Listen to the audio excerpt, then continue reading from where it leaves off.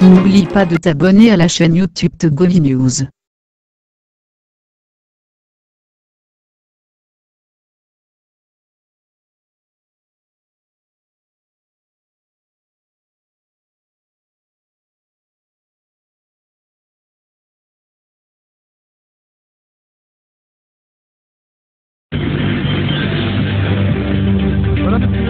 Madame, Monsieur, bonjour. Bonjour à tous. Nous sommes très heureux de vous retrouver ce matin sur la radio Taxi FM Lomé, Taxi Presse de ce lundi.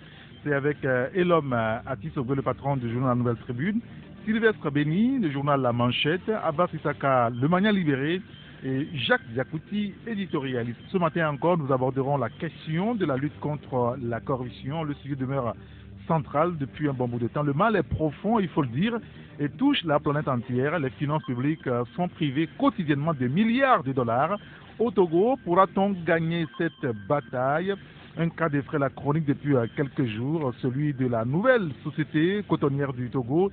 Et si on rappelait le cas des ministres à scandale qui ont quitté le gouvernement de Fort Gnassingbé. Avec les confrères, nous reviendrons sur le sujet. Puis on parlera aussi de la politique avec la C14. Bientôt, la messe de Requiem, se demandent certains Togolais, tellement elle est à faune depuis quelques temps. On va en parler.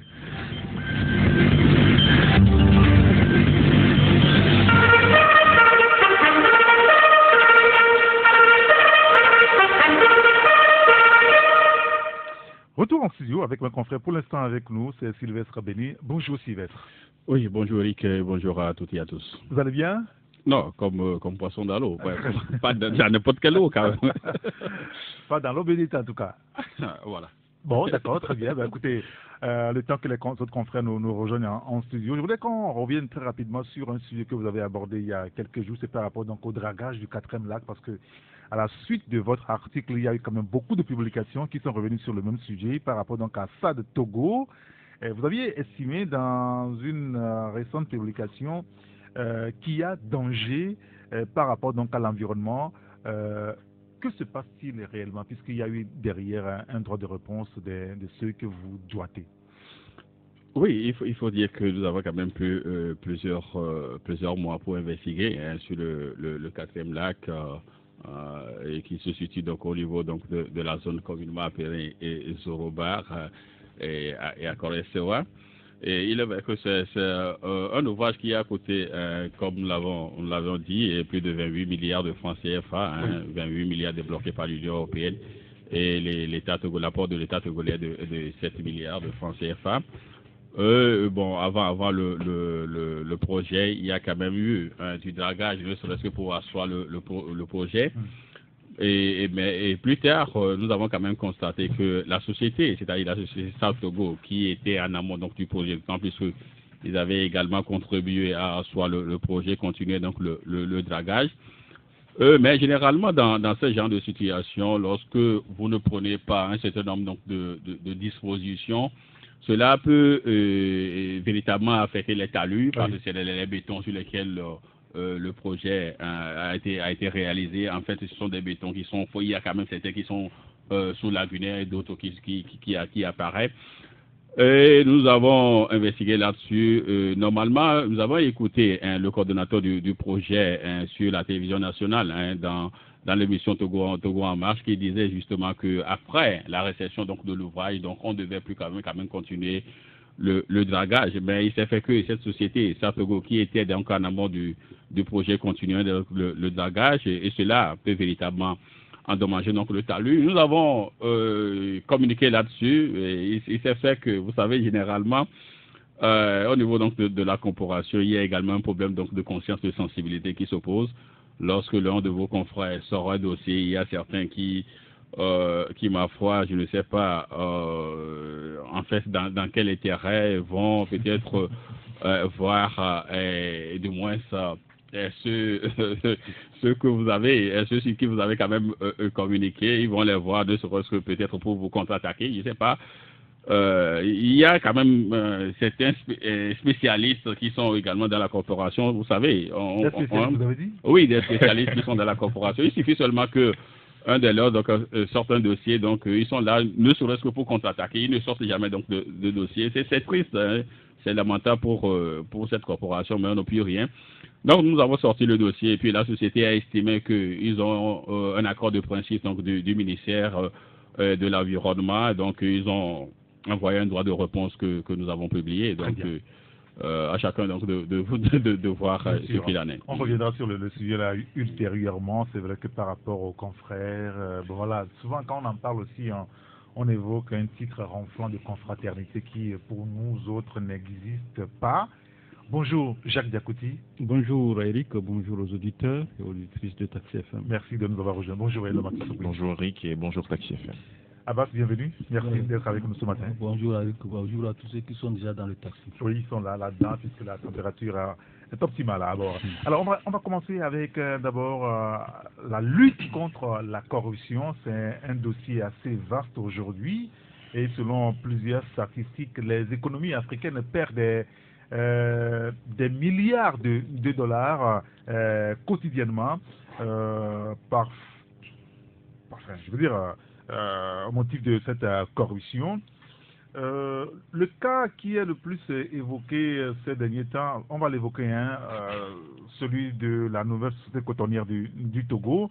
Mais ces derniers jours, l'autorité mise en place par le gouvernement a aussi communiqué. Et le président Ouiao avait récemment dit qu'il y a 2 dossiers brûlants sur sa table et très bientôt la justice pourrait être saisie pour ne serait-ce qu'une information judiciaire. C'est le dossier donc de la CAN, les 600 millions de la CAN 2013-2017. Et puis la fameuse route Lomé-Vaughan en foin. La première question, Jacques, je vais vous adresser cette question. Est-ce que cette bataille de la lutte contre la corruption pourrait être gagnée chez nous, ici au Togo? S'il y a la volonté, tout dépend de la volonté de ceux qui s'y engagent et ceux qu'on interpelle. Parce qu'aujourd'hui, vous avez parlé tout à l'heure des économies africaines. Oui. Effectivement, ce qui fait que les économies africaines n'avancent pas et qu'on n'arrive pas à investir dans le pays pour qu'on puisse absorber ne serait-ce que cette main valide des jeunes que nous avons aujourd'hui, c'est cette corruption. C'est la corruption qui gangrène aujourd'hui les sociétés, où on n'arrive plus à investir, si bien que vous voyez un seul individu posséder des biens que vous estimez à des coûts de milliards. Et on se pose des questions, quand est-ce que cette personne a commencé par travailler et elle a tous ses biens. Donc vous voyez que quelque part, si ce n'est pas cette corruption-là, je ne pense pas que ce que les gens aujourd'hui, les gens ne pourront pas l'avoir. Donc aujourd'hui, si l'État togolais s'engage à combattre effectivement cette corruption, c'est une bonne chose. Nous avons appris cette haute autorité de lutte contre la corruption qui a dit qu'ils vont essayer de sortir certains dossiers. On a parlé de la route Lomé-Vaughan et également de la CAN parlant des 600 millions. Je crois que c'est quand même un début. Et on ne voudrait pas que cela soit peut-être un tintamarre où après encore on commence et finalement on ne s'y retrouve pas. S'il faut quand même que cette autorité enclenche ne serait-ce que cette démarche par rapport à ces dossiers, il faut quand même les féliciter, les encourager à aller au fond effectivement de ces dossiers. Il ne faut pas seulement qu'on dise non, qu'on a remis le problème, l'affaire à la justice et que cela s'arrête là. Et puis vous savez déjà, certains Togolais sont sceptiques par rapport au dossier évoqué. Quand vous interrogez certains, d'autres disent que non, que tout juste c'est pour annoncer 2020. C'est pour qu'on essaie d'amener ce dossier à la justice pour faire comprendre aux Togolais que voilà, on est en train de faire quelque chose. Ouais. Mais je crois qu'il faut quand même commencer aussi quelque part pour que on sache réellement ce qui s'est passé. Parce que quand vous prenez par exemple la route Lomé-Vaughan, c'est vraiment un scandale du siècle. On ne peut pas laisser effectivement ce dossier-là. Et quand on parle également des 600 millions de la CAN, au fait c'est la contribution des pauvres Togolais. Donc il faut également qu'on puisse voir ce qui s'est réellement passé. Donc moi personnellement j'encourage. C'est dans la volonté. C'est dans la volonté politique. Si les gens veulent, on va avancer. Si les gens ne veulent pas, on n'avancera pas. Ce sera seulement des annonces Et comme quelqu'un l'a dit, on sait où ça commence et on sait où ça aussi ça doit s'arrêter si on ne veut pas aller loin. Et là, sur ce dossier de la corruption, ça fait quand même plusieurs mois, plusieurs années, si vous voulez, que les autorités publiques communiquent sur leur volonté en réalité à arrêter les corrompus, les corrupteurs, les corrompus, tout cela qui gangrène notre société. Est-ce que on a quand même la force de la volonté pour aller jusqu'au bout quand on voit les faits et gestes des uns et des autres? Bon, aujourd'hui, par rapport à ce qui se passe, notamment dans le coton, Oui. on peut se dire qu'il y a véritablement le début de quelque chose. Mais il y a encore beaucoup d'interrogations parce que ce qui se passe aujourd'hui à la NSCT, je pense que c'est symptomatique de l'évolution ou d'un début de volonté. Vous savez, je le dis parce que l'ancien directeur général de la NSCT, c'est quelqu'un qui, à un moment donné, aurait fait comprendre à qui voulait savoir qu'il rendait compte directement au chef de l'État de sa gestion. Et vous vous rappelez, en 2013, c'était ce même personnage qui était impliqué dans un scandale de 400 millions de francs CFA avec un certain Madi Diabakate qui était le président de la Fédération des producteurs de coton. Et donc, dans ce dossier-là, il avait l'appui du gouvernement, notamment du ministre Urokura Gadazi, qui était le président du conseil de surveillance de la NSCT. Et jusqu'à ce qu'il ne rende son tablé, jusqu'à ce qu'il arrive en fin de mandat, oui, et remplacé par Nana Adam Nanfamé en juillet 2016. Et quelqu'un qui a géré une société d'État qui brasse beaucoup d'argent, parce qu'il faut reconnaître que le coton, c'est la première culture aujourd'hui au Togo. Et en ce qui concerne l'agriculture, c'est le coton qui est le premier produit qui rapporte un peu de sous à notre économie. Et quelqu'un comme ça qui a eu à faire cette gestion, on ne lui a rien reproché du tout jusqu'à ce qu'il ne parte. Et quelques années après, on lui met le grappin dessus, suite à un audit qui a porté sur l'exercice 2014 oui, et qui éclabousse tout un réseau. Et je pense quand même que quelqu'un qu'on a pris comme ça, il y a quand même un début de quelque chose. Parce que la dernière fois, lors du Conseil des ministres, compte rendu a été fait au chef de l'État de la situation qui prévaut au niveau de la NSCT. Mais il ne faut pas seulement s'arrêter à la NSCT parce qu'il y a de gros bonnets qui sont tapis dans l'ombre, qui sont impliqués dans pas mal de scandales financiers. On a parlé tout à l'heure de la CAN 2013. On a révélé un rapport. Le ministre Lorenzo, à l'époque, avait dit que toutes les personnes qui sont impliquées dans ce scandale seront traduites devant la justice. À ce stade-là, on est incapable de nous dire la seule personne ou bien peut-être de nous donner un seul nom oui, qui est véritablement fait l'objet de poursuites judiciaires. 2017, rebelote, 600 millions. Heureusement que maintenant la Plucia a dit qu'elle va quand même poursuivre ces auteurs-là, qu'on aura les résultats bientôt. Et on a envie de savoir leur marge de manœuvre dans ce dossier-là. Bien évidemment, on a envie de savoir, parce qu'entre-temps, j'ai appris que le ministre Lorenzo avait voulu faire une conférence de presse pour pouvoir situer l'opinion sur sa responsabilité dans les 600 millions, voilà, et que le Premier ministre aurait dit au ministre Lorenzo d'envoyer le dossier à la Raplucia, et s'il a des témoignages à faire, s'il a des choses à dire, et que la Raplucia va se charger de boucler l'enquête pour publication. Et donc, je pense que là, maintenant, on est de plein pied dans le processus. Il ne faut pas que la Raplucia aussi nous annonce juste des choses pour le plaisir de nous les annoncer, parce que là, on a besoin de concret. Ça fait quand même des années qu'il y a pas mal de scandales financiers qui secouent la République. Il faut qu'à un moment donné, on puisse dire maintenant, ça suffit, parce que on a constaté que sous le président Fagne Singbe, il y a quand même pas mal de scandales de corruption, scandales financiers. Et c'est vrai qu'il y a eu certaines personnes qui ont été arrêtées, il y en a eu dans le secteur de l'éducation également, mais c'est insuffisant, c'est largement insuffisant par rapport aux scandales financiers auxquels on assiste un peu plus chaque jour. Donc il va falloir que véritablement maintenant, on puisse ouvrir le champ pour pouvoir mettre dans la nasse toutes ces personnes-là qui, à un moment donné ou un autre, ont connu des malversations financières. Très bien. Tout à l'heure, on est revenu sur les cas spécifiques quand même de la nouvelle société cotonnière du Togo, parce que visiblement, ça fait cas d'école. C'est la première fois, si mes souvenirs sont bons, qu'on est en train quand même de pourchasser des gens dont on dit qu'ils sont corrompus. On va l'évoquer beaucoup plus en profondeur, puisqu'il y a des gens, des Togolais qui croupissent à la prison civile de Lomé depuis quelques jours. Le confrère Flambeau dans sa parution de ce matin revient sur l'indice de perception de la corruption et on nous annonce que le Togo regresse de 12 points. Naturellement, Aplucia a du boulot, mais jusqu'à quel degré l'autorité de protection de lutte contre la corruption et les crimes assimilés, jusqu'à quel niveau elle pourra aller véritablement, Sylvestre Béni?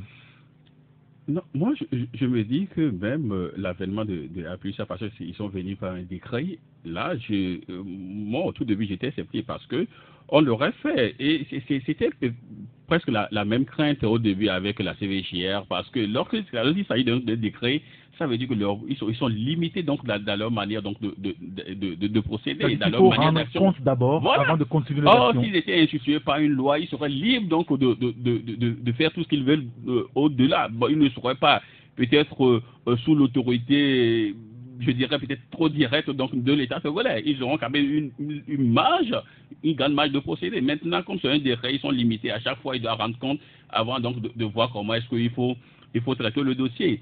Et nous, il y a quand même quelques jours, nous avons quand même titré, et je crois qu'il y a 2 semaines, nous avons titré fin des privilèges à Puissance de Sacré Client, où je parlais donc des ministres Lorenzo et Nissa Nyofam. Vous savez, on ne peut pas quand même. Il est vrai, nous ne sommes pas en train donc de dire qu'ils sont coupables des manifestations financières, mais on doit quand même les écouter. On doit quand même les écouter. Et nous avons quand même, au cours donc de cette parution, cité, et du moins les prouesses de la Commission nationale contre la corruption, le sabotage économique de Yassine et Adema, où nous revenons quand même sur les PAM, la gestion donc du marché à l'époque. Et là, au cours donc de ce dossier, il y a quand même de grands noms, il y a quand même des gens qui ont été arrêtés et d'autres, certains ont payé, quand même aux raisons publiques. Nous avons même cité l'OPAT, qui est donc l'ancêtre donc où l'OPAT était quand même l'un des poumons de l'économie nationale. Et figurez-vous, au moment donc de la liquidation donc de l'OPAT, c'est-à-dire en 95, et il déclarait que en fait que la société est déficitaire, donc on doit procéder à la liquidation. Or, après donc le passage, ce qui n'était pas vrai. Or, après donc le passage de la commission, on s'est rendu compte qu'il y avait plutôt une grande marge donc de bénéfices pour la société. Voyez-vous, nous avons également cité Togo Pharma, à l'époque où même des inspecteurs d'impôts ont quand même gardé une manne importante donc des recettes fiscales. Ils ont été arrêtés, certains donc ont payé. On a quand même remboursé une partie donc de l'argent volé à l'État togolais. Voyez-vous, donc il est vrai à l'époque du général Yadema, il est vrai, et il était déjà dans cette posture donc de dictateur, mais il a quand même œuvré à ce que on puisse arrêter donc des grands bonnets, et certains ont payé du moins l'argent donc au trésor public. Mais aujourd'hui, vous voyez tout ce qu'on arrête, peut-être que ce serait l'effet d'annonce. Un bon matin, et puis ils vont disparaître de la circulation, et puis c'est fini. Dans ce pays, il y a quand même un DG qui a fait disparaître l'argent du fer à l'époque. Mais plus tard, il est revenu au pays. Personne ne lui a dit mot. Donc, aujourd'hui, nous sommes dans une république où il y a tellement d'effets d'annonce et il n'y a pas quand même des actes concrets. C'est pourquoi moi, je suis sceptique, avec même le responsable donc de Aplusia qui déjà, après qu'il soit nommé, disait qu'il n'y a pas quand même tellement de corruption au Togo. Maintenant que des flambeaux nous dit que nous avons régressé de 12 points, ça veut dire qu'il y a tellement donc de choses à faire dans ce pays. Mais Aplusia, moi, je suis souvent sceptique. Je ne crois pas quand même à ça. Vous êtes un vrai Saint Thomas. Voilà. Vous voulez voir avant de croire. Abbas Issaka, on pourra gagner cette bataille-là aujourd'hui au Togo, dans les conditions actuelles?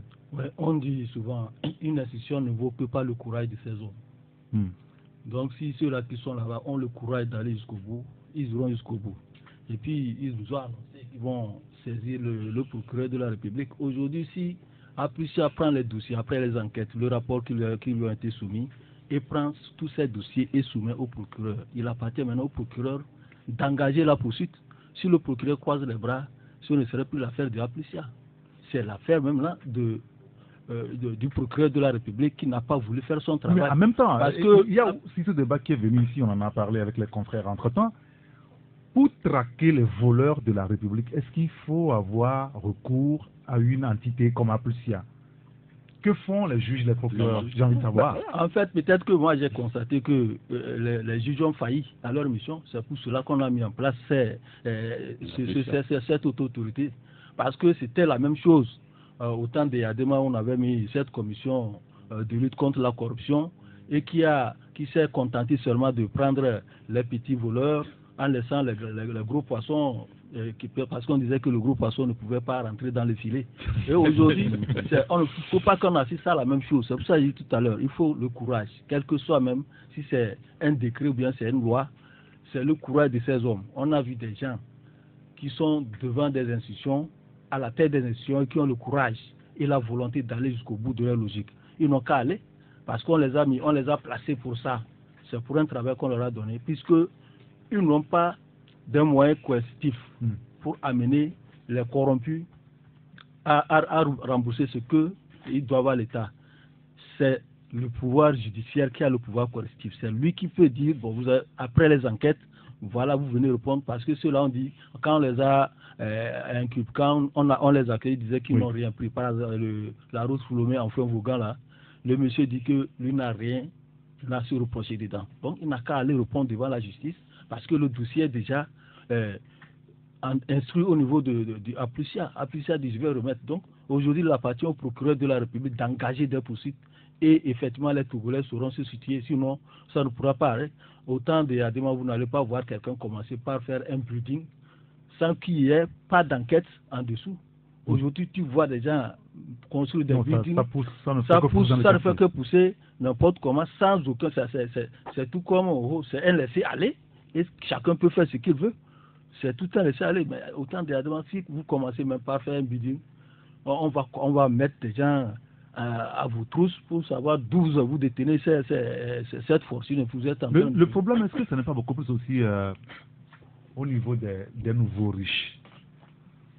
Il y en a, on ne sait même pas d'où est-ce qu'ils sortent véritablement. Ils ne sont pas héritiers, ils ne sont pas des industriels, ni leur famille. Jacques. Oui, ça, vous avez raison. Vous savez, on a commencé par découvrir ces nouveaux riches. Parce que si les gens peuvent garder chez eux à la maison 28 millions par exemple, il y en a même qui ont jusqu'à 1 milliard chez eux à la maison. On peut se poser la question, que font-ils réellement? Oui, on nous raconte même des histoires où vous allez voir les hameaux, les coins les plus reculés. Vous voyez des constructions où le mur est tellement élevé, et il paraît qu'il n'y a personne dedans, mais que les gens vont sécher souvent les billets d'argent, de banque, oui, dans ces clôtures. Ça se rapporte, ça se dit aussi. Ah oui? Oui, c'est des choses qu'on n'a pas vues, mais les gens racontent. Hein, que vous allez voir les lieux les plus reculés où vous voyez le mur est tellement élevé. Et bon, peut-être que c'est une seule pièce ou deux pièces seulement qu'on bâtit sur ça après. Personne n'a accès. Hein, et puis c'est les gros cylindrés qui viennent souvent ressortir de ces clôtures où les gens disent que certains viennent sécher les billets dans ces clôtures. On ne sait pas si c'est vrai ou faux. Mais il faut reconnaître que les nouveaux riches dont vous parlez sont venus au lendemain du décès de Yadema. Pour ceux qui ont observé un peu le déplacement vers Kara, le jour de l'enterrement, c'était la première fois de voir des gros cylindrés sur cette voie-là. Les gens se sont posé des questions, mais les gens avaient enterré ces voitures ou comment? Oui, d'un seul coup, les gros cylindrés là ont commencé par circuler sur cette voie, mais c'est pour vous dire que quelque part, le président Yadema était quand même un rempart. On se dit, mais les gens avaient quand même peur de lui. Les gens avaient peur de pouvoir sortir de l'argent, parce que si vous sortez l'argent, mais on vous pose des questions. Mais ça ne veut pas dire qu'on ne volait pas les autres. Oui, justement, mais les gens volaient, mais les gens faisaient attention à pouvoir faire sortir cet argent, comme tout à l'heure on parlait des buildings qui poussent partout comme des champignons. Autant de Yadema si vous le faites, mais on vous interpelle. Je me rappelle les soldats qui allaient en mission, qui revenaient ici au Togo pour pouvoir investir. On vous disait que vous ne pouvez pas dépasser la construction de 2 chambres salons, mais si vous revenez d'une mission en tant que militaire. Mais aujourd'hui, quand vous allez vers Adétikopé, vous allez à Goué, un peu partout, les maisons que vous voyez, mais c'est la plupart de ceux qui reviennent aujourd'hui, ils s'en foutent effectivement de cette règle, mais ils construisent. Construire, c'est une bonne chose quand même, mais vous savez, lorsque vous n'avez pas tellement les moyens pour le faire, et si vous dépassez vos moyens, c'est ça là que ça rentre dans la corruption, ça rentre dans le détournement, et ça rentre également dans le vol. Je crois qu'aujourd'hui, moi je fais quand même confiance à cette autorité de lutte contre la corruption. Je sais qu'ils ont amorcé quand même quelque chose de très important, ne serait-ce que ces 2 dossiers. Ces 2 dossiers. Ça vous calme. Ça, s'ils arrivent, s'ils arrivent à démontrer au peuple togolais qu'ils sont nommés pour ne pas faire les yeux doux à certains, mais pouvoir réellement travailler, l'instruction de ces deux dossiers-là permettront aux Togolais de voir clair et savoir ce qu'ils vont faire. Nous allons marquer une pause publicitaire.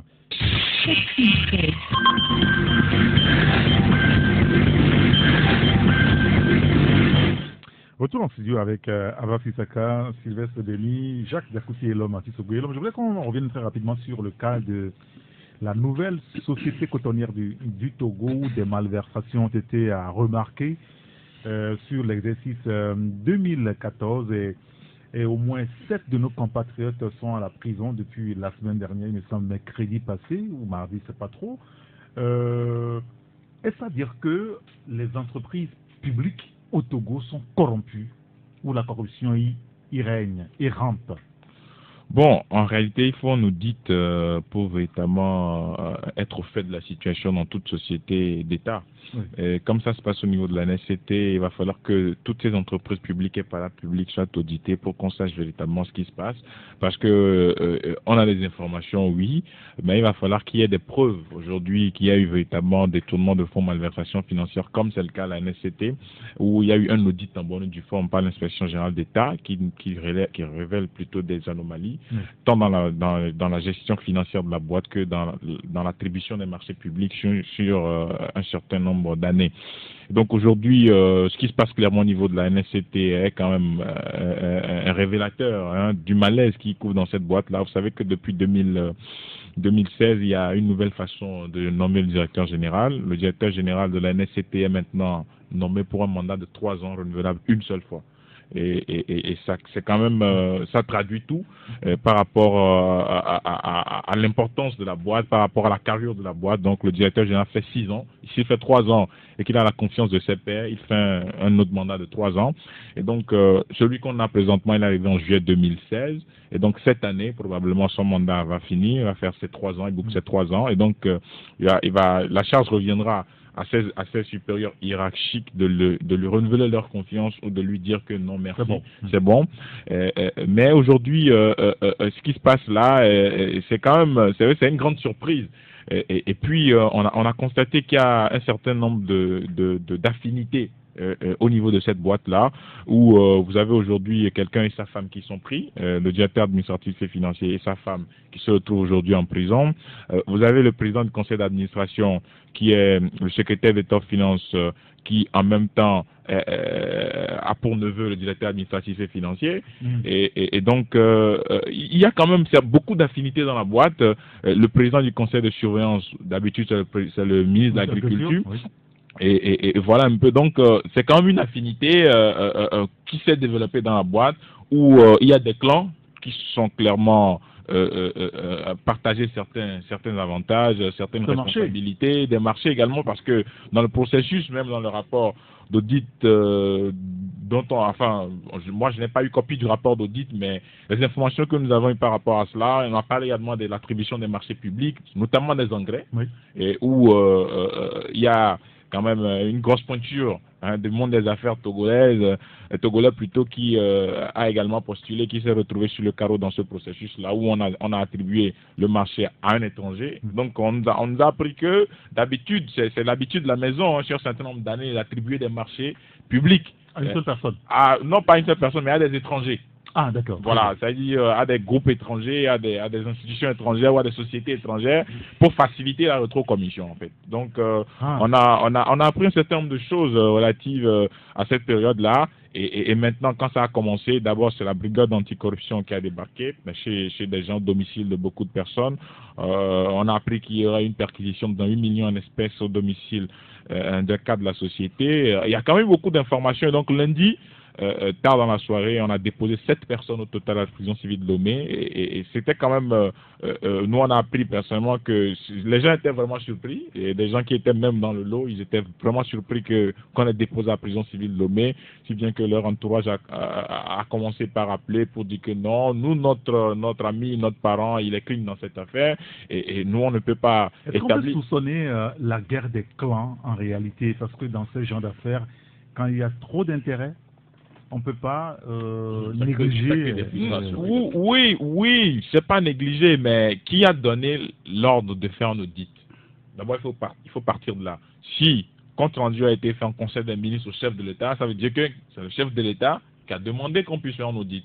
C'est-à-dire, si c'était la guerre des clans, je vois mal un individu ou bien quelqu'un qui se lève, il demande un audit sur une période si l'ordre ne vient pas d'en haut.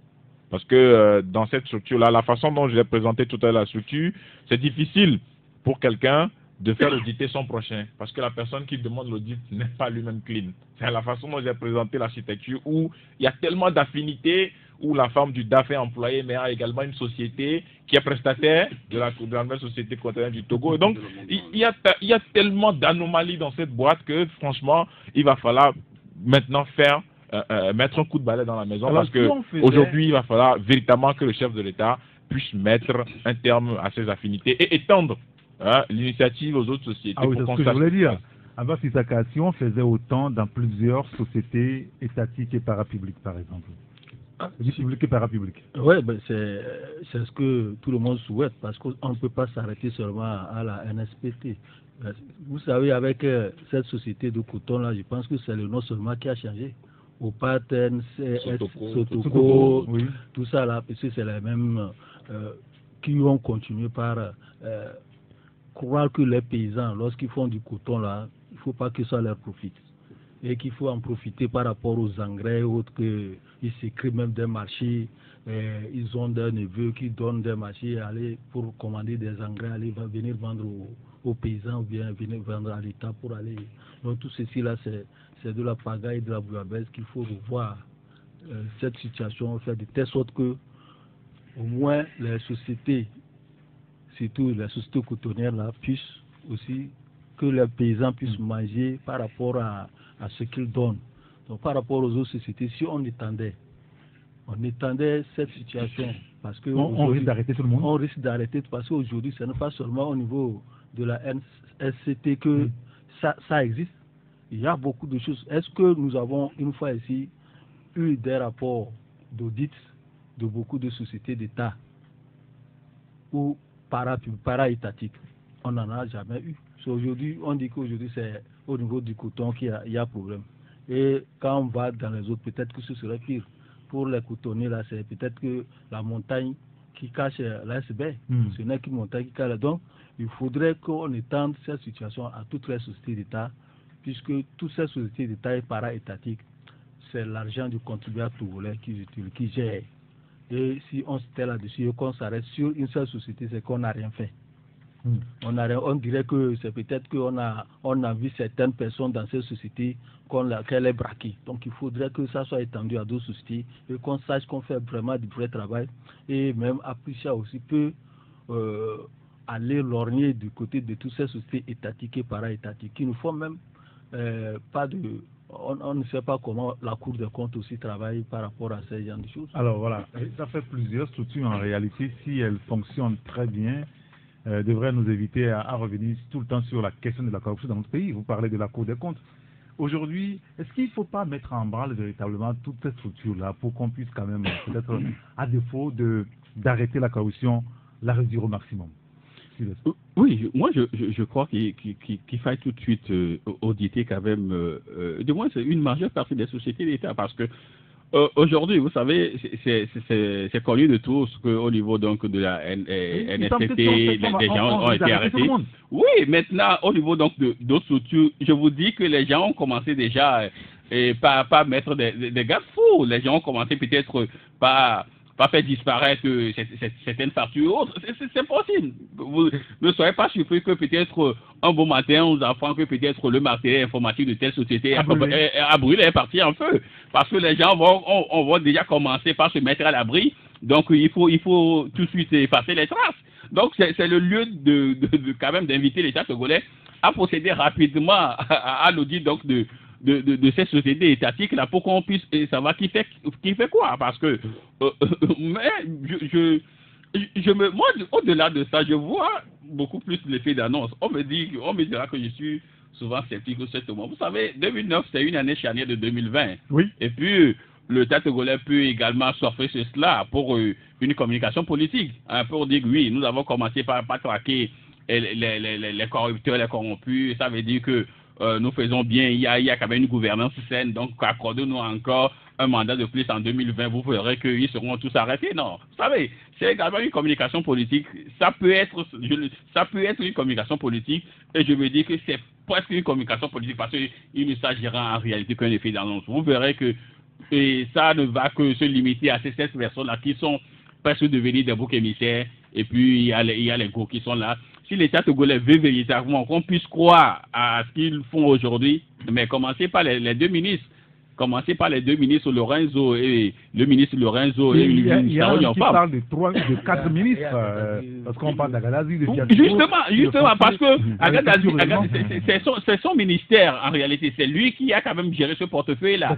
Et si aujourd'hui, je crois, on m'apprend tout à l'heure que c'est lui, il est le président du conseil d'administration. Voilà. Donc on doit également écouter le ministre Agadazi. Voyez-vous, parce que c'est lui, c'est son ministère. Donc, s'il y a aujourd'hui problème, on doit l'écouter parce qu'il fait également partie donc de l'administration, de la gestion donc de cette société. Vous voyez, donc aujourd'hui, non, il sera là, on ne va pas l'inquiéter, d'autant plus qu'il y a... Et là, l'image aujourd'hui, c'est que si vous êtes cité dans les manifestations financières, on essaie donc de les garer, on parle d'autres et puis on continue. D'accord, voilà. Il y a un auditeur qui nous dit que, eh bien, je voudrais vous dire, cette corruption ne disparaîtra pas tant que le système au pouvoir est en place. C'est une question de système. Et même Faure Gnassingue n'y pourra rien. En 81, le Ghana était au même niveau de corruption quand Ronlis a décidé de frapper mortellement le système en place. Et on voit ce qu'est devenu le Ghana, nous dit donc l'auditeur. Il y a un autre qui nous dit, à plus il y a peur des gros poissons.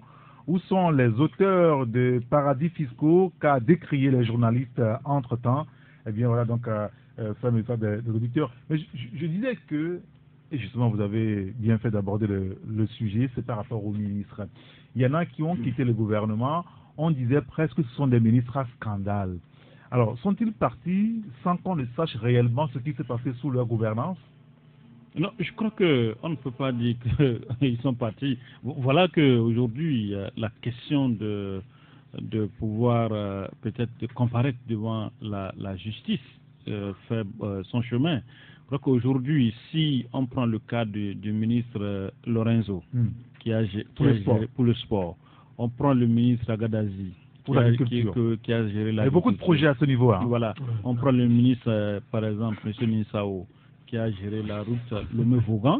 Je crois que ne serait-ce que pour les écouter et qu'ils donnent également leur version des faits. Personne dit qu'ils sont coupables. Hein. Voilà, personne n'a dit qu'ils sont coupables. Parce que quand le ministre Ninsao était interpellé à l'Assemblée nationale, il avait dit dans le temps que l'argent a servi à équiper une société. Donc, du moment où la société là peut-être existe, elle est là. Je crois que la justice va maintenant essayer. Elle n'existe plus, hein. Elle est là.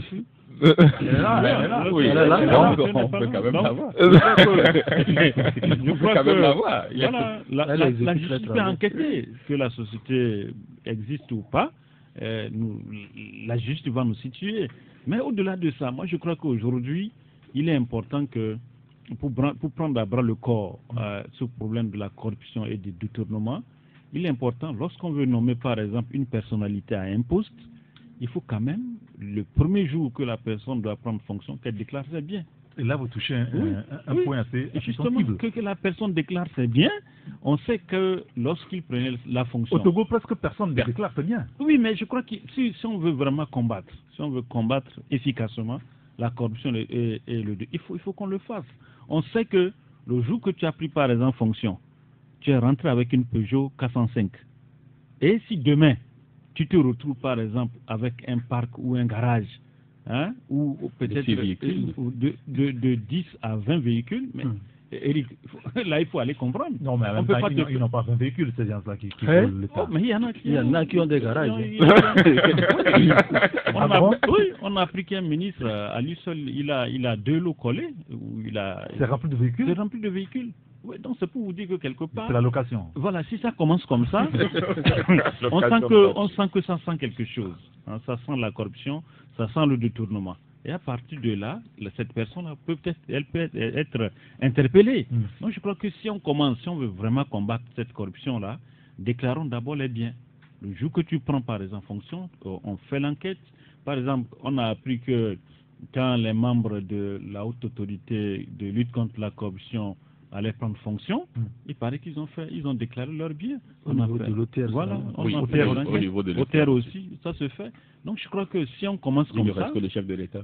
Bon, ça c'est notre... Plusieurs patrons des entreprises. Voilà, non, vous savez, le poisson ne pourrit pas la tête. Normalement, le chef de l'État devait quand même donner l'exemple. D'autant plus que c'est dans notre constitution. Il devait quand même déclarer ses biens au début et à la fin de son mandat. Maintenant, si le chef de l'État ne l'a pas fait, comment voulez-vous que le petit ministre puisse également le faire? Donc il faut souvent donner de bons exemples.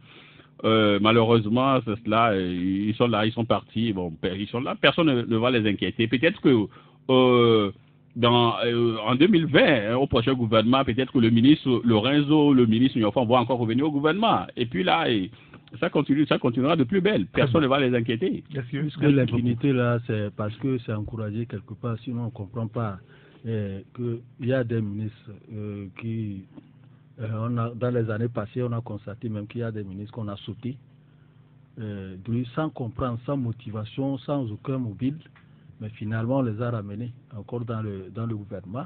Il y a certains qu'on dit, on les a dégommés du gouvernement, on les retrouve à la présidence comme des conseillers. Donc ce qui veut dire que si on veut lutter vraiment contre cette corruption, il faudrait que l'impunité on lutte contre cette impunité-là qui est en train de gangréner notre société. Très bien. Monsieur, merci beaucoup.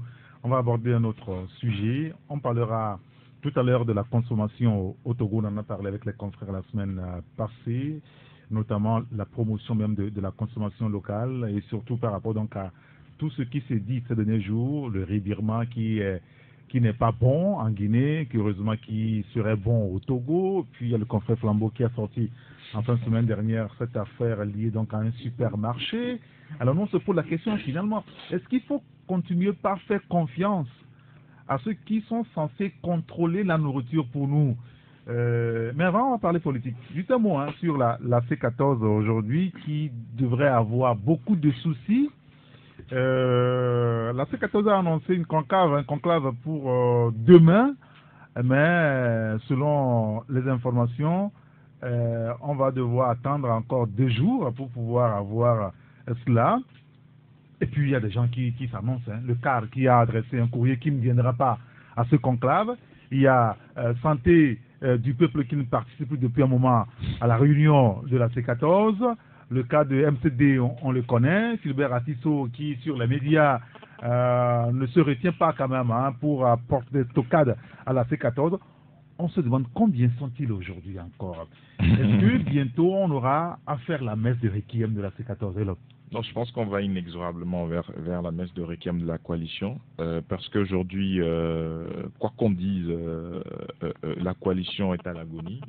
Aujourd'hui, il faut véritablement une thérapie de choc pour remettre le train sur les rails, parce que quand vous êtes dans un processus qui a échoué, vous vous asseyez pour faire le bilan et pour pouvoir relancer véritablement la machine. J'ai appris qu'il y aurait une charte qui serait en train d'être élaborée par le PSR par rapport aux nouvelles directives de la coalition, mais il fallait que la charte soit validée en conclave. Mais aujourd'hui, là, le conclave même est déjà borné parce qu'il y a des partis membres de la coalition qui ne se retrouvent plus à travers l'idéologie du parti, et enfin de la coalition, du regroupement. Donc tout cela, c'est de bonne guerre, parce qu'il y a 2020 qui s'annonce. Les gens se voient difficilement dans ce schéma-là où on va leur imposer un candidat parce que M. Jean-Pierre Fabre n'est plus chef de file d'opposition. Donc, quoi qu'on dise, il sera candidat en 2020. Il faut surtout éviter ça. Oui. On vous impose un candidat. Oui, bien évidemment. Je pense que c'est de cela qu'il s'agit parce que, quoi qu'on dise, M. Jean-Pierre Fabre sera candidat en 2020. Et moi, je le vois mal ne pas poser sa candidature pour 2020. Et déjà, au sein de la coalition aussi, il y a des candidatures qui sont annoncées. Il y a des gens qui ont des velléités de candidature. Moi, je ne vais pas donner de nom ici, mais nous savons qu'il y a au moins 5 personnes, membres de la coalition, qui sont déjà candidats en 2020. Et donc, il se pose un problème d'abord d'entente et d'union autour d'un candidat. candidat, et parce que les autres se disent que moi je suis pas menu fretin, je suis également là pour pouvoir conquérir le fauteuil, même si aujourd'hui je n'ai pas la capacité qu'il faut, enfin les militants qu'il faut, ou la carrure qu'il faut pour l'être. Je suis candidat. On a vu des candidats à la présidentielle dans ce pays qui n'étaient même pas sûrs d'avoir 0,1%, mais qui étaient candidats. Donc aujourd'hui, au sein de la coalition, c'est le principal débat, c'est-à-dire il y a des gens qui ne cachent plus leur ambition d'être candidat pour 2020. Donc sur cette base-là, la coalition va voler en éclats. Et il semble qu'elle est en train de voler en éclats, surtout que s'approchent les élections locales. Le gouvernement l'a annoncé pour bientôt, peut-être le mois prochain ou le mois d'après, en avril au plus tard. Le confrère libéral ce matin se pose clairement la question. Alors, ces élections locales seront-elles organisées avec la C14 ou sans la C14, comme on l'a vu le 20 décembre dernier, lié donc aux législatives? Sylvestre Béni, quel commentaire vous faites de cette situation, cette nouvelle situation au niveau de la C14? Finalement, elle est au bout de la rupture. Oui, mais je crois que ça avait été souhaité depuis longue date. On est en train de la voir. Je crois que la logique voudrait bien quand même qu'on puisse tourner la page de la C14. Ah bon? Pourquoi? Véritablement parce que aujourd'hui il y a tellement donc de dissensions internes, il y a tellement de distensions. Lorsque vous écoutez, du moins les mêmes qui étaient côte à côte peut-être hier et aujourd'hui critiquent leur méthode et tout. Je me dis qu'il y a tellement de dissensions. Nous avons quand même, nous disons en réalité que, vous savez, nous avons quand même connu des coalitions dans ce pays, et c'est généralement pour, en fait, un fait ou un événement ponctuel. Donc la C14 s'inscrit aujourd'hui, malheureusement, dans cette logique des choses où c'est un mouvement qui est né peut-être au lendemain donc de l'appel de Tiki Achada, à ce qu'on se retrouve pour en finir avec le régime, d'abord pour avoir les réformes constitutionnelles et institutionnelles, ou à défaut faire partie Fonya Simbe. Mais aujourd'hui, nous devons quand même reconnaître que le régime semble reprendre du poids de la bête, le semble peut-être solidement installé, donc la C14 doit quand même passer à autre chose. Mais moi, je le dis ouvertement, parce que si depuis 90, l'opposition n'a rien eu de consistant à part le multipartisme. Nous l'avons dit, et ce multipartisme aussi a tellement été favorisé un peu par le discours de la voix de François Mitterrand, qui demandait à ses pairs, les dictateurs africains, Donia Sibé à l'époque, de s'ouvrir à la démocratie. Donc après, on n'a eu que des victoires d'étape, si on peut les appeler ainsi, ou des faits ponctuels. Et la coalition, la C14 aujourd'hui aussi a engagé une victoire d'étape. C'est qu'aujourd'hui, le problème donc de la question des réformes constitutionnelles et institutionnelles est posé. Parce qu'au sorti donc de l'accord politique global du 20 août 2006, il a fallu 12 ans. Il a fallu quand même le mouvement de Tiki Achada pour que le régime puisse encore revenir là-dessus. Donc aujourd'hui, c'est quasiment un acquis qu'on puisse maintenant parler donc des réformes constitutionnelles et institutionnelles. Et le régime ne peut plus s'en passer. Maintenant, ça c'est la forme. Maintenant, le fond, c'est que est-ce que Fort et Yadema, pardon, comment est-ce que Fonya Singbe, en fait c'est la même chose, puisqu'il y a des mailles. C'est pas la même chose. C'est pas la même chose. Cette confusion. C'est pas la même chose. Même un ministre l'a fait une fois. Il y a des élèves à l'écoute, on va dire que le président s'appelle Fort et Yadema. Non, on peut faire la démonstration là-dessus, peut-être que c'est pas le débat, mais Fonya Singbe, si vous le permettez. J'ai même perdu le fil, donc non, moi je crois que on va y revenir. Oui, Jacques Dakouti d'abord, je crois que ce à quoi nous assistons aujourd'hui au sein de cette coalition, ça a été toujours cette guerre des années, c'est-à-dire que c'est une guerre de leadership. Aujourd'hui, ce qui a fait plomber ou ce qui a plombé le CST, c'est ce qui se passe aujourd'hui aussi avec la C14. C'est la même chose. Aujourd'hui, vous prenez par exemple M. Fabre, qui n'est plus chef de file de l'opposition, ce qui faisait que les autres avaient ne serait-ce qu'une petite considération à cette coalition, à sa personne, c'est parce qu'il était chef de file de l'opposition. Aujourd'hui, il n'est plus chef de file de l'opposition. Quand vous prenez par exemple le CAR ne va plus accepter à ce que on puisse lui dicter des idées qui viennent par exemple de l'ANC et de même que le PSN. Bon, vous voyez, donc c'est vraiment tout un cafouillage au sein de cette coalition. Moi, j'avais cru, j'ai plusieurs fois dit ici, qu'à la fin de ces élections que nous avons assistées du 20 décembre, il fallait d'abord s'asseoir pour faire ne serait-ce que un soi-disant peut-être voir ce qui n'a pas marché et comment allons-nous nous projeter pour ne serait-ce que les élections locales. Il est vrai que pour les élections locales, pour assurer mon confrère, ils iront à ces élections. Ils vous ont dit ça déjà? Selon les indications. Ah d'accord. Oui, ils iront à ces élections. Je crois que ne pas aller... C'est pour ça que les gens semblent prendre leur indépendance. Justement, déjà. Vous avez compris. Au fait, c'est ça. Parce que les gens ne veulent plus mourir d'une façon collective, mais les gens veulent maintenant prendre leur indépendance et puis aller... mourir seul. Écoutez, on va continuer de voir tout à l'heure, mais nous allons marquer une pause publicitaire.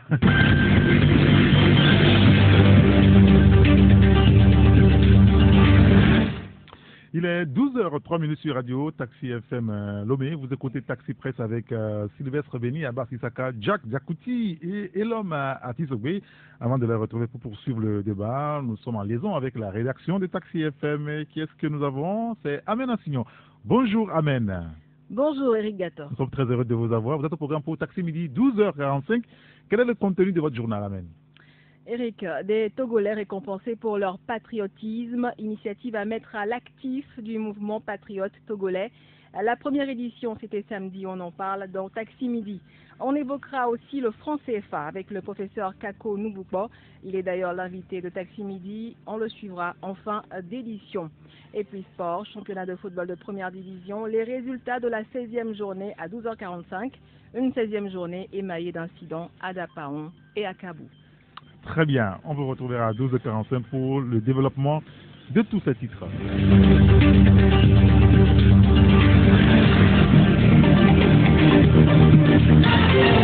Retour en studio avec les confrères, on parlait de la coalition des 14 partis politiques qui est au bord de l'éclatement aujourd'hui. Abbas Issaka, la C14 est en train de finir comme le collectif Sauvons le Togo? Oui, au moins le collectif Sauvons le Togo, peut-être qu'elle a bien terminé sa mission. Seulement qu'elle n'a pas eu les réformes dont elle s'attendait. Mais ici, c'est que... c'est pareil. Par rapport à la C14, c'est que les gens s'y accrochaient par peur. Si je dis je quitte, c'est qu'on va dire toi tu es traître. Alors qu'ils étaient conscients que ce qui se passait au sein de la C14 là n'allait pas. Et puis la C14 tenait pour cause de la mobilisation populaire.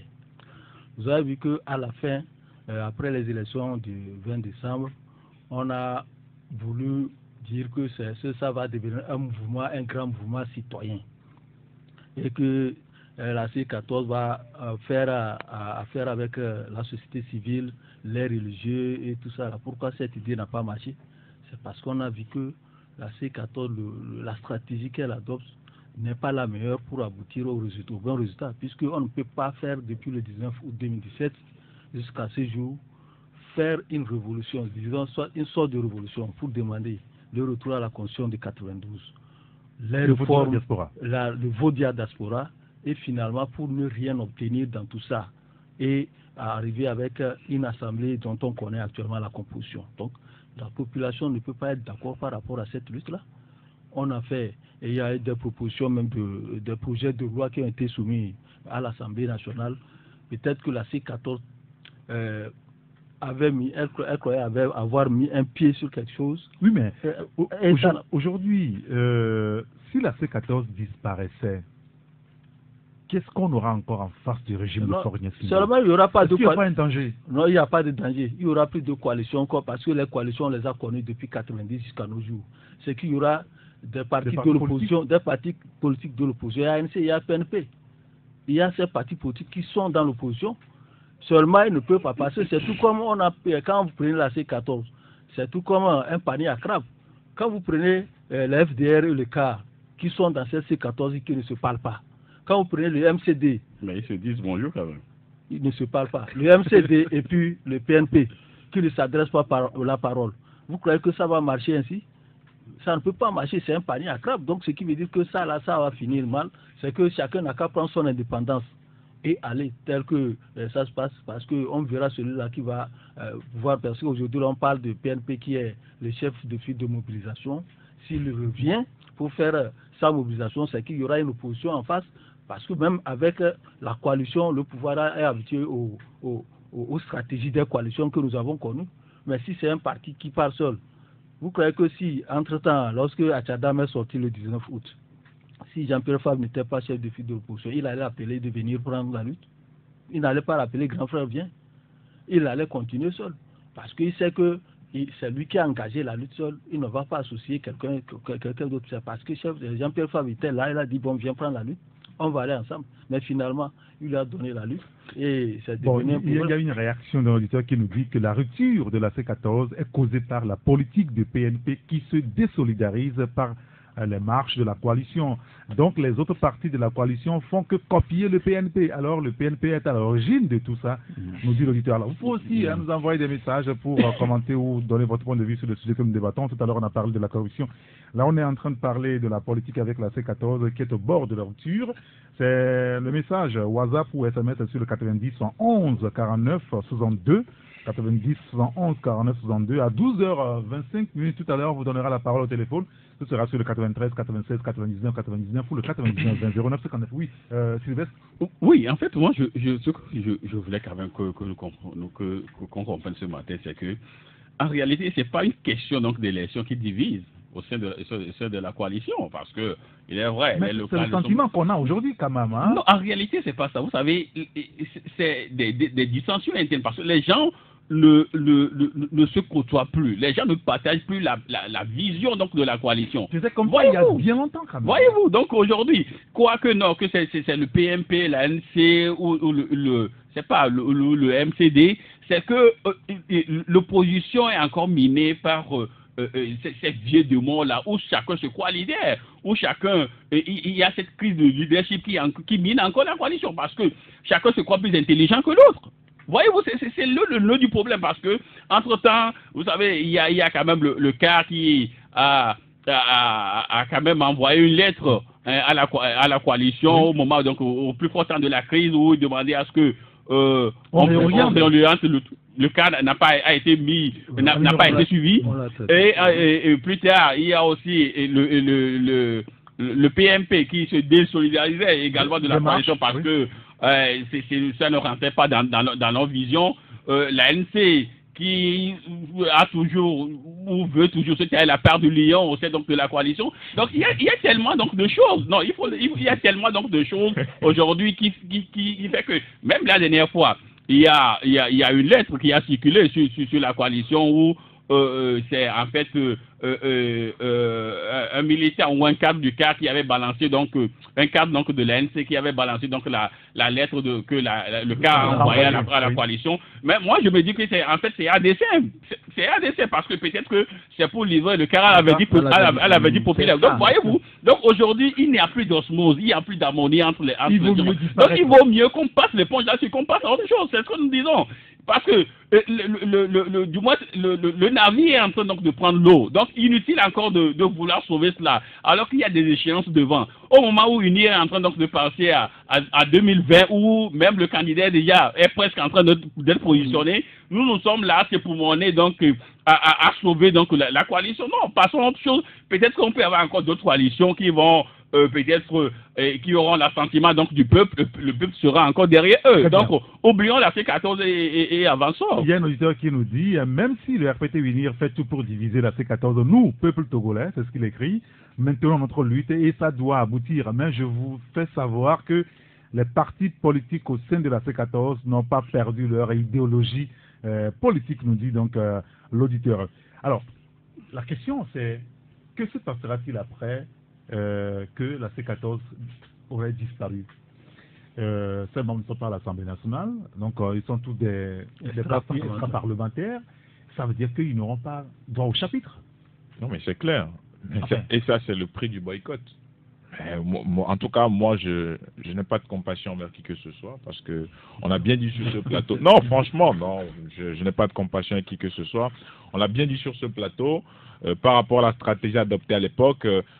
Après, lors d'un voyage avec Nana Akufo-Addo, je pense qu'il y a eu également cette précision. En fait, c'est la remise en cause de la facilitation qui a posé problème. C'est-à-dire qu'à un moment donné, la CEDEAO s'était impliquée dans la résolution du problème togolais. Et donc, s'il y avait, à part la stratégie de la marche, il fallait activer la diplomatie de couloir. Et donc, ce qui a manqué aujourd'hui à C14, c'était cela véritablement, parce que lors des différentes rencontres, ils n'ont pas su véritablement jouer le jeu, ils n'ont pas su véritablement avoir ce qu'ils pouvaient avoir. Donc, la facilitation fait le travail qu'elle pouvait faire. Nana Akufo-Addo et Alpha Condé, et ils ont toujours été félicités, salués par les leaders de la coalition des 14. Ils ont toujours été félicités. Donnez-moi un seul communiqué de la C14 à l'époque qui ne félicite pas ou qui ne félicitait pas Nana Akufo-Addo et le professeur Condé. Tous les communiqués les félicitaient.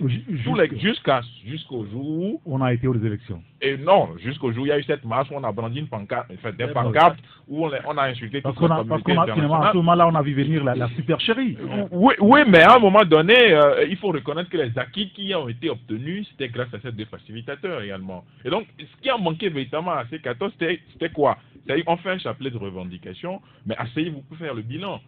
Sur la Constitution de 92, ce qui avait soulevé la foule à l'époque. Où est-ce qu'on en est? Qu'est-ce que la facilitation dit?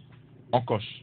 Droit de vote de la diaspora, où est-ce qu'on en est? Qu'est-ce que la facilitation dit? On coche. Mais aujourd'hui, je vous jure que si vous demandez encore à C14 de faire des revendications, ils vont ramener tout ce qu'ils avaient revendiqué depuis. Oui, mais puisqu'on n'a pas encore de résultats. Oui, mais c'est ça. Mais est-ce qu'il n'y a pas eu des pourparlers avec la facilitation?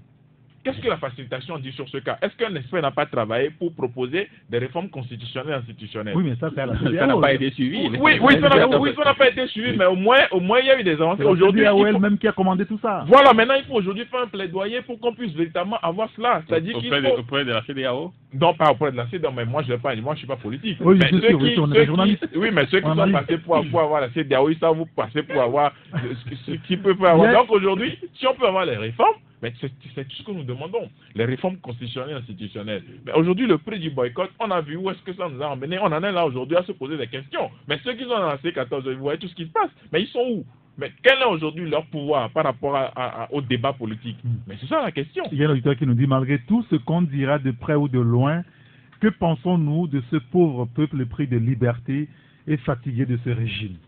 Ça, c'est aussi une belle question, finalement. Oui, mais écoutez, vous savez, quoi qu'on dise aujourd'hui, c'est au peuple maintenant de prendre ses responsabilités. Voilà. Et la responsabilité incombe aujourd'hui à ce que chaque parti prenne également son indépendance.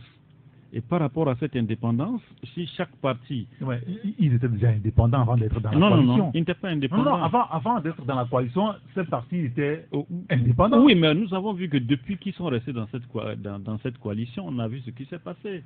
Et il faut reconnaître qu'il y a une stratégie au sein de la coalition qui n'a pas marché. C'est la stratégie, effectivement, de la diplomatie. Vous avez vu que depuis que Agboime Kodjo est sorti de cette coalition, vous avez vu que la diplomatie internationale ne marchait plus. Et est-il le dépositaire de la diplomatie internationale? Il avait quand même son carnet d'adresse où il livrait les portes à la coalition. La coalition était reçue à l'étranger. Et faites un peu le bilan. Vous verrez que depuis que ce monsieur a quitté la coalition, justement, et vous avez vu que depuis là, quand on parle de l'étranger, on ne le reçoit plus, à part aller chez Condé et aller chez Kufo ici. Mais on n'a plus vu la coalition par exemple en européenne, en France. Chez Bédier. Oui, mais c'est ce que j'ai dit. On a vu certains au Nigeria également chez Obasanjo. Rappelez-vous. Écoutez, est-ce que vous savez comment ils ont été reçus chez Obasanjo? Vous savez qui était devant? Mais je crois que, moi je dis, quelque part, la coalition manque un meneur. Le meneur, c'est sur la diplomatie internationale. Non, on a aussi dit, oui, mais je crois que si... On a aussi dit que Maître Yaovi Agboibo a un carnet d'adresse. Mais Agboibo, c'était dans le temps. Il n'en a plus aujourd'hui. Il en a, mais il est un peu affaibli. par rapport aux nouvelles donnes sur l'échiquier international. Mais il faut qu'on se dise la vérité. Vous ne pouvez pas conquérir le pouvoir, vous ne pouvez pas conquérir l'opinion nationale et internationale tant que vous ne faites pas le jeu de la diplomatie internationale. Il y a un auditeur qui nous dit, quand un pouvoir veut s'accrocher, il s'en fout de la stratégie. Cessons de critiquer la pauvre C14. Non, personne ne critique. Personne ne critique. Qui diminue les forces, ou, je voulais dire, de la C14, qui l'affaiblit. Non, personne ne critique la C14. C'est des constats qui sont faits ici et là. On fait des constats, c'est-à-dire qu'on dit qui aime bien châtie bien. Ah, vous aimez bien la C14? Oui. Si vous dites qu'on la critique, on ne la critique pas. C'est qu'il y a des problèmes qui sont posés et que les gens ne veulent pas comprendre. Les gens veulent les mettre dans leur logique et faire de telle sorte que c'est eux qui ont toujours raison. Quand on parle de la disparition de la C14, bon, la C14, c'est à eux de décider à leur conclave s'ils vont disparaître ou pas. Parce qu'entre-temps, il y a un politicien qui a fait le classement même des leaders des partis politiques. Il y a les leaders de première génération, dont fait partie Maître Agbouebo, les Gilles Christ Olympio et autres. Et les leaders de la deuxième génération, c'est les Jean-Pierre Fabre, les Kissi et autres. Jean-Pierre Fabre, les Adjamabo, tout ça là. Et aujourd'hui, les gens veulent qu'on parle de la troisième génération. C'est ce monsieur qui a fait aussi ce classement. On attend de voir si la C14, il y a au sein de la C14, les gens qui sont de la première génération vont accepter partir d'eux-mêmes. Parce que aujourd'hui, il y a beaucoup de la première génération qui ont quitté la scène politique, Eden Kodjo, Yinevi, tout ça. Aujourd'hui, à qui profitera la disparition de la C14? Ça profitera à qui? C'est que la mobilisation populaire a fait que la C14 est là. La question, la disparition de la C14 profitera à qui aujourd'hui? Au pouvoir de Faure Gnassingbé forcément qui va se frotter les mains? Non, à personne. Ça devient plutôt dangereux parce que vous savez, ça devient dangereux. Le pouvoir ne peut pas rester sans opposition. Lorsque la C14 va peut-être disparaître, le pouvoir en place n'aura plus d'interlocuteur direct. Non, les partis sont là. Non, vous savez, c'est pourquoi je dis qu'entre-temps, du moins la caricature aujourd'hui, c'est que peut-être que le peuple togolais est pris en otage entre le pouvoir et la C14. Donc il faudrait véritablement qu'on libère le plancher, que le peuple puisse peut-être valablement et réclamer du moins les réformes. Vous savez, aujourd'hui, je comprends un peu du moins certains de nos compatriotes, c'est la peur du lendemain. Parce qu'aujourd'hui, nous avons eu la C14 qui ma foi, a mobilisé quand même du monde. Mais bien avant la C14, nous avons eu le CST. Et nous avons vu la mobilisation du 12 juin 2012. Peut-être que ce jour-là, il suffit seulement que peut-être les populations du nord du pays rentraient dans la danse. Peut-être que ce jour-là, le pouvoir allait tomber au Togo. Nous avons vu la mobilisation du 12 juin. Donc aujourd'hui, c'est la peur donc, du lendemain. Je vous dis, après la C14, il y aura encore une vie. Il y aura encore d'autres formules, d'autres mouvements. Hein, ne serait-ce que pour avoir l'alternance. Donc aujourd'hui, comprenons que la situation est tellement que il faudrait véritablement qu'on tourne la page de la C14 et qu'on passe à autre chose. Écoutez, je voudrais quand même parcourir quelques messages avant de donner la parole aux auditeurs sur le 93, 96, 99, 99. Un auditeur qui nous dit la coalition était très forte. C'est le régime togolais qui est brutal. C'est ce que lui pense. Et un autre qui nous dit qu'est-ce que Agbeyome fait de son carnet d'adresse au sein même de son parti? Donc c'est ce que dit l'auditeur. Il y a un autre qui nous dit la C14 n'a ni moyens financiers, ni carnet d'adresse, ni stratégie. Lui, c'est ce qu'il dit. Un autre qui nous dit je me demande si sont ceux qui vont voter la C14 aux élections locales car leur électorat avait boycotté le recensement. C'est vraiment dommage pour l'opposition togolaise. Un autre message d'un auditeur qui nous dit un peuple à main nue va prendre quelle responsabilité? Vous jouez à un jeu dangereux en disant cela. Voilà des messages. Un autre message, un auditeur qui nous dit la C14 est à bout de souffle, elle ne fait plus peur au régime, nous dit l'auditeur. On va prendre maintenant des auditeurs au téléphone. On a parlé de la corruption, là on est en train de parler de la politique de la C14. Nous avons notre premier auditeur au bout de la ligne. Allô? Allô, bonjour, monsieur Riff. Bonjour, monsieur Emi Onouko, comment allez-vous? Oui, effectivement, c'est Emi Onouko. Nous vous écoutons très rapidement. Dieu. Et vous savez, le problème de ce pays est la stratégie de ce gouvernement. il crée le mensonge et l'hypocrisie dans les gens.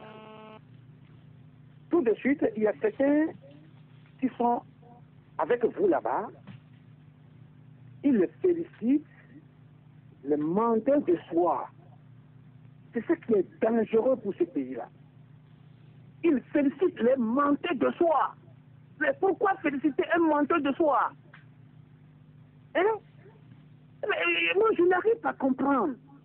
Dans la coalition, normalement, on ne devrait pas accepter la santé du peuple, le parti la santé du peuple. Pourquoi? Ce qu'il allait faire au niveau de CAP 2015, on ne devrait pas l'accepter. Ce sont des missionnaires. Et maintenant, ils se démontrent. D'accord. Tel que M. Sylvestre Sassou Atisso, il avait dit quelque chose de l'autre fois, ça m'a énervé.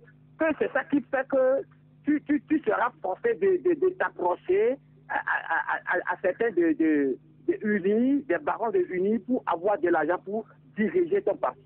Et ça m'a fait mal. D'accord. Ça m'a fait mal. Très bien. La nature va les dévoiler un à un. La nature va les dévoiler un à un. Monsieur Mionouko, merci beaucoup. Oui. On a compris le fond de votre pensée. Merci de nous avoir appelés. On va prendre un autre auditeur sur le 93 96 99 99 ou le 99 20 09. C'est qu'on est pas là. Alors, bonjour, monsieur Rick. Oui, bonjour. Vous êtes monsieur Comino. Monsieur Comino, nous vous écoutons. Ok. Bon, moi, je pense qu'au Togo, nous avons un problème au niveau des leaders de l'opposition.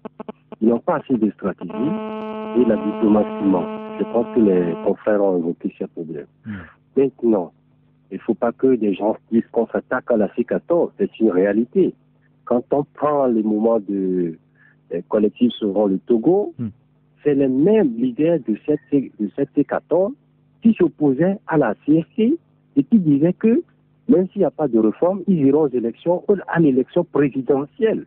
Maintenant qu'on se retrouve devant une situation de souveraineté, parce que ici c'est l'Assemblée nationale, il ne faut pas boycotter n'importe quelle élection. Bien sûr que l'expression boycott doit se constituer comme une pression, mais il faut avoir aussi des plans B.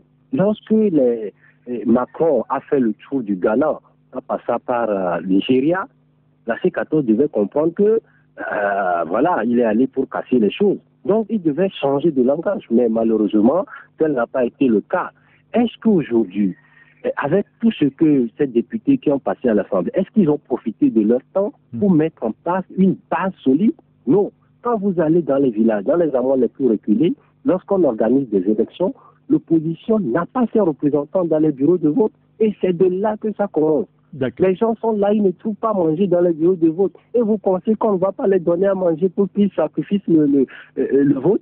Voilà un peu ce qui se passe. Mais il y aura une nouvelle génération. Et ces vieux qui sont là aujourd'hui doivent comprendre qu'ils ont fini leur carrière, qu'ils s'insultent entre eux. La jeunesse reprendra le chemin. D'accord, merci, très bien. Merci beaucoup, monsieur Commis. Merci de nous avoir appelés. Il y a un auditeur qui nous dit le changement doit commencer au sein de nos partis politiques, que les anciens laissent la place aux jeunes. Pour être un bon politicien, il faut être un bon tacticien, nous dit l'auditeur. Il y a un autre message. Et l'auditeur nous dit la coalition doit savoir qu'elle fait souffrir le peuple au même moment que ce peuple est fatigué par le régime. Mais malgré tout cela, malgré tout, chaque Togolais a un parti, ils n'ont qu'à se séparer. Nous allons voir le plus stratège, nous dit donc l'auditeur. On va prendre notre téléphone. Allô? Allô? Oui, bonjour. Bonjour, monsieur Rigato. Comment allez-vous, cher ami? Quel est votre nom? Ah, je pense que vous avez un poste récepteur à côté, c'est ça? Ok, je me suis éloigné un peu. Très bien. Quel est votre nom? Monsieur Ben. Ben, nous vous écoutons très rapidement. Ok.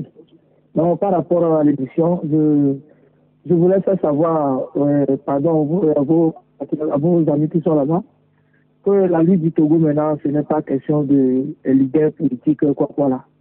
Si aussi, eux aussi, ils en savent, c'est mieux que ce ça là. Ils n'ont qu'à s'engager.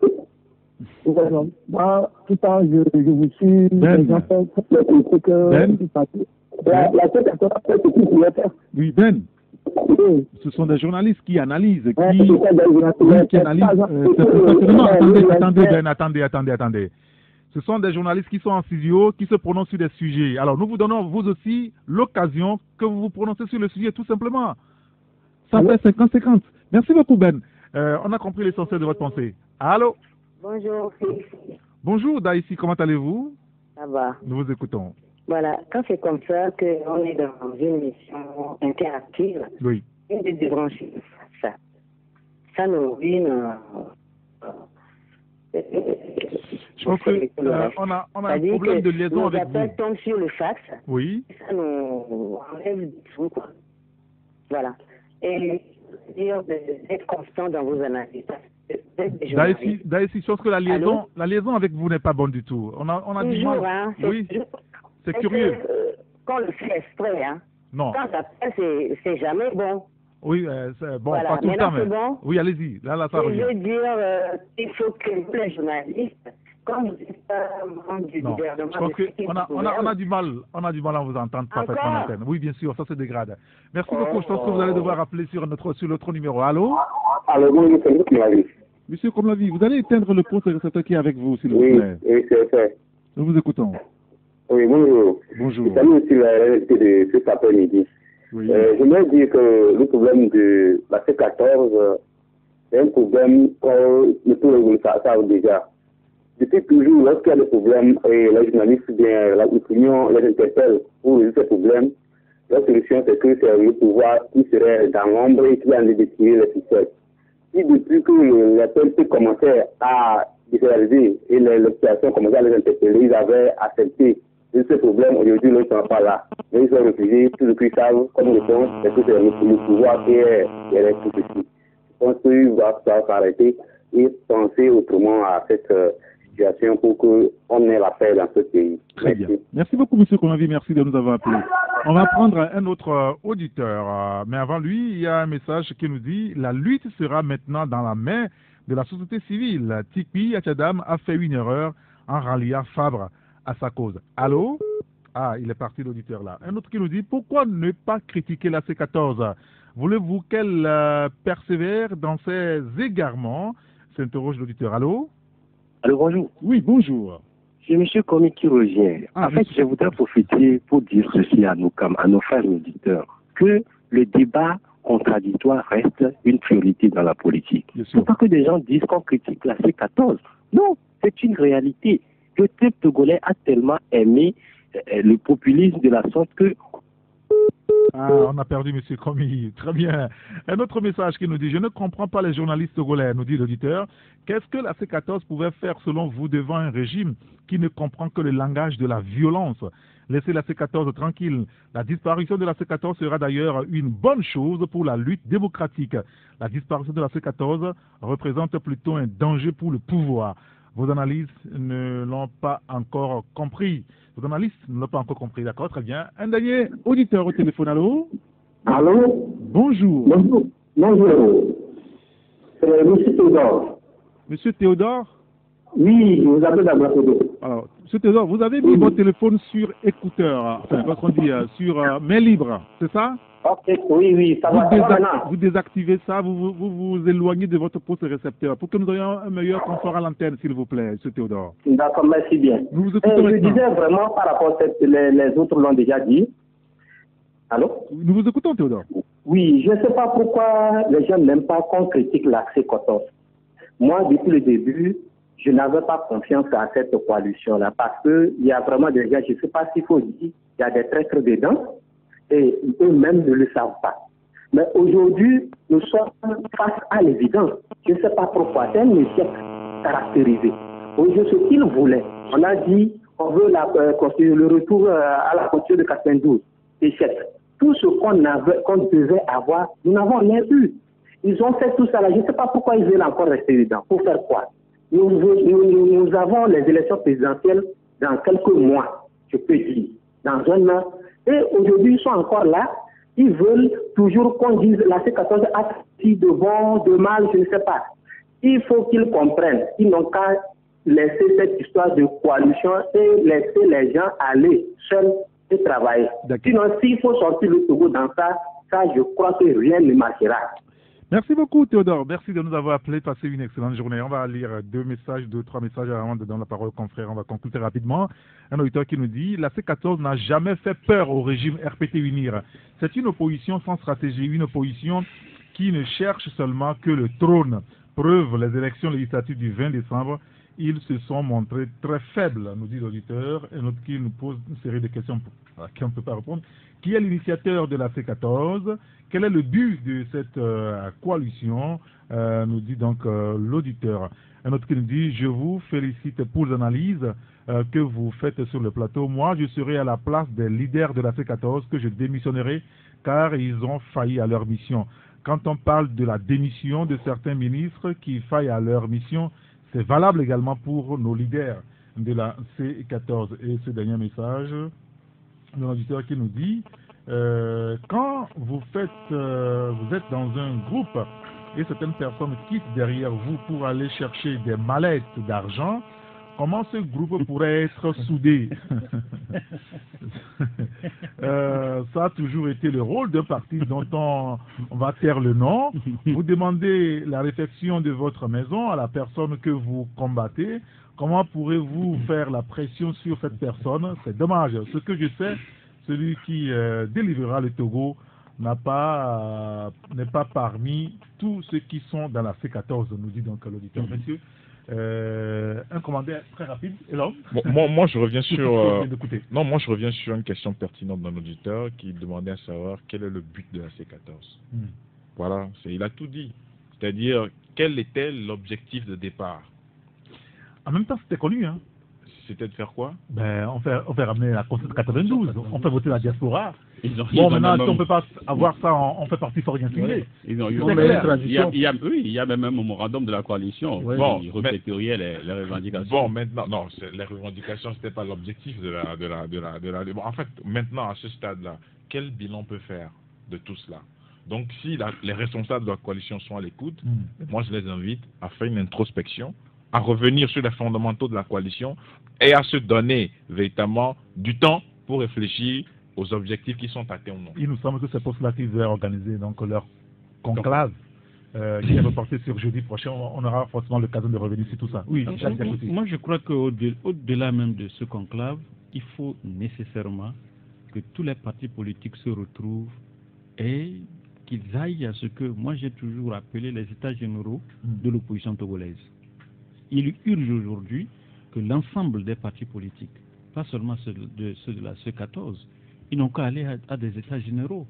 Parce qu'aujourd'hui, nous constatons que du moment où on veut parler, par exemple, de la C14, les gens pensent qu'on veut indexer un parti. Et c'est là que les gens commencent à s'enflammer et les gens disent pourquoi on critique la C14. Pas du tout. On ne critique pas du tout la C14. Et c'est des compatriotes, c'est des frères qui sont dans droit. Voilà, donc je crois qu'il est important que les responsables des partis politiques, s'ils sont, comme Elom l'a dit, s'ils sont à l'écoute, ils n'ont qu'à aller aux états généraux de l'opposition togolaise. Très bien. Sylvestre. Non, moi, tout à l'heure, je comprends un peu nos compatriotes togolais et je le réitère. En fait, c'est la peur de l'inconnu qui fait qu'aujourd'hui, les gens ont tendance à croire que si la C14 n'existait plus, peut-être que ce sera un boulevard pour le régime. Il y a même un auditeur qui a dit que si la C14 n'existe plus, ce serait beaucoup plus dangereux pour le régime. Et nous l'avons évoqué. Parce que le régime n'aura plus un interlocuteur direct avec qui il faut discuter, il faut communiquer. Peut-être que si aujourd'hui, vous avez vu ce que nous avons, ce qui s'est passé au Burkina. Il est vrai, le Togo n'est pas le Burkina, pour reprendre le ministre Yak, mais il y a quand même un certain nombre de faits sur lesquels on peut quand même fonder des analyses. Aujourd'hui, si c'est le peuple qui est devant vous, c'est encore beaucoup plus dangereux. Donc, en réalité, nous ne critiquons pas la C14. Il y a quand même certains faits. Aujourd'hui, il faut quand même permettre à ce que tous les leaders aillent dans leur fief. Il faut un retravaillement mental des déçus et des indécis. Parce que nous sommes à un moment où nous tendons vers le fatalisme. Parce que les gens ne croient plus tellement à cela.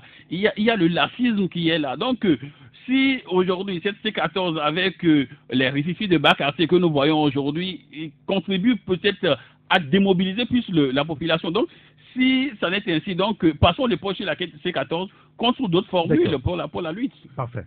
Abassi Seka. Oui, j'ai dit, on ne peut pas se taire sur les errements de la C14. On a toujours fait ça parce que Qu'est-ce qui s'est passé? Nous sommes à ce jour sans avoir même ce que les Togolais cherchent, la tenance. Au temps de Gilles Christ Olympio, l'UFC peut poser des actes qui sont contraires même à la démocratie. Si vous critiquez l'UFC en ce moment, au temps de Gilles Christ Olympio, dans les années 90 jusqu'à 2000, c'est que vous êtes un antidémocrate. Et on ne peut pas continuer par suivre ces erreurs-là, ces errements, et dire qu'il ne faut pas poser des critiques. Il faut poser des critiques pour amener les gens à se corriger. Il faut que les gens se corrigent. On ne peut pas prendre les mêmes stratégies depuis des années et continuer. Et on s'éteint sur les errements que les gens font pour dire qu'on ne peut pas les critiquer. Bien. Il faut critiquer. Bien, merci beaucoup Abbas Issaka. Il y a un dernier message, c'est lié donc à la corruption. Le qui nous dit: pour moi, l'affaire de corruption n'est qu'un saupoudrage pour endormir une fois de plus la population. Le chef de l'État doit lui-même être interpellé et incarcéré si possible. Ah oui, là ça fait rire. Bah, écoutez, c'est passé comme message. Mais je voulais quand même, pour finir, citer le juge sénégalais Kéba Mbaye qui, dans un message récent, disait que plutôt que d'avoir de grands politiciens, cherchons à avoir de grands médecins, de grands ingénieurs, de grands professeurs, de grands spécialistes de l'économie et des finances, et même des savants. Messieurs, merci beaucoup. Jacques Dakouti, Elomati Sobé, Sylvestre Béni et Abbas Issaka. Merci à Dia Procès qui a assuré la coordination technique. Appelez-moi Saint-Henri. Merci d'avoir regardé la vidéo. Abonne-toi et partage la vidéo sur les réseaux sociaux, Facebook et WhatsApp.